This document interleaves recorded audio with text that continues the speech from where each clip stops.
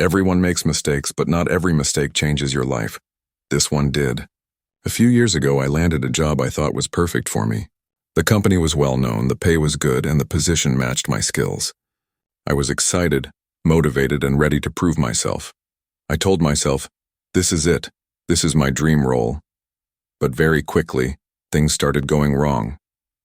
I was so eager to impress everyone that I didn't ask for help, even when I clearly needed it.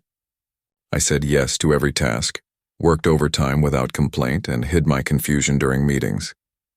Instead of speaking up when I was lost, I stayed quiet out of fear that people would think I wasn't good enough.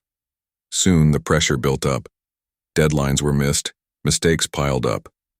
My confidence began to disappear. Eventually, my manager called me in for a serious talk. I remember the exact words.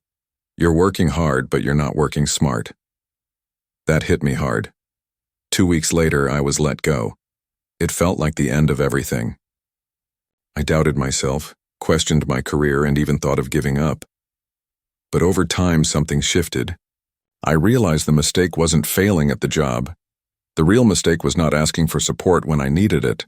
I thought resilience meant doing everything alone. I was wrong. Resilience is not pretending you're okay. It's admitting when you're not and still moving forward. So I began again. I talked to mentors. I read books. I took courses.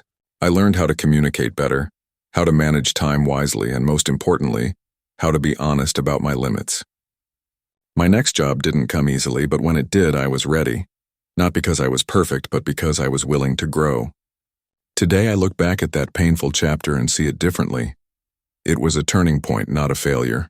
That career mistake taught me resilience, not the kind you show by staying strong all the time, but the kind that grows from falling and getting back up. Wiser, stronger, and more humble.